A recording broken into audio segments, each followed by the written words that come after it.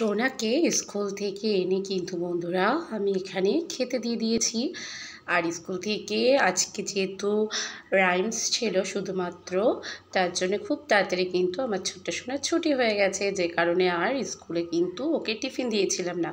তো বাড়িতে কষ্ট করে আসার পর যখন ম্যাগি পেয়েছে তখন তো আর আনন্দ খুশি ধরেই না, দেখো। কারণ আমার ছোট্ট সোনা কিন্তু ম্যাগি খেতে ভীষণ ভালোবাসে। আর যে পরিমাণ গরম পড়তে শুরু হয়েছে, তো আমি ভাবলাম আজকে মাছটাকে যতটা পরিমাণ হালকাভাবে রান্না করা যায় ততটা হালকাভাবে কিন্তু আজকে আমি রান্না করব। তো ফ্রিজে ছিল ভোলা মাছ, তো ভোলা মাছটাকে আমি কিন্তু লবণ হলুদ মাখিয়ে নিয়েছি আর তেলে ভেজে নিয়েছি। তো সেই তেলে আমি কালো জিরে আর বড়ি দিয়ে দিয়েছি, তো সামান্য একটু ভেজে নেব। আর ভোলা মাছ তো তোমরা ঝাল খেয়েছো, সর্ষে বাটা দিয়ে খেয়েছো, তো এভাবে খেয়ে দেখতে পারো, দুর্দান্ত হয়েছিল। কারণ গরমকালে এই ধরনের খাবার কিন্তু খাওয়াও যেমন উপকারী আর খেতেও কিন্তু দারুণ লাগে।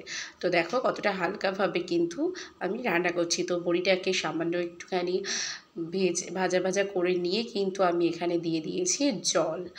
তো বড়িটাকে কিন্তু আর তুলিনি। তো জলটাকে দেওয়ার পরে ঝোলটা যখন একটু ফুটে এসছে তখন আমি সেই ঝোলে দিয়ে দিয়েছি হলুদ গুঁড়ো আর দিয়ে দিয়েছি পরিমাণ মতো লবণ।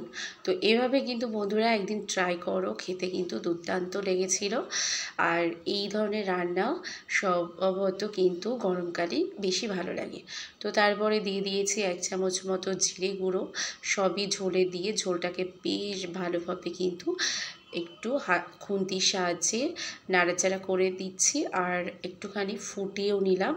তো বেশ ভালো একটুখানি দেখো ফুটে উঠেছে, সেই সময় আমি দিয়ে দিয়েছি ভাজা মাছ। আর ভাজা মাছটা কিন্তু একটু ঝোলটা ভালো ফুটে উঠলেই দেবে, কারণ হচ্ছে ভোলা মাছ খুব নরম, তো বেশি ফোটালে কিন্তু মাছ ভেঙে যেতে পারে। তো যে কারণে ভোলা মাছটাকে খুব ভালোভাবে ভেজেও কিন্তু নিতে হবে।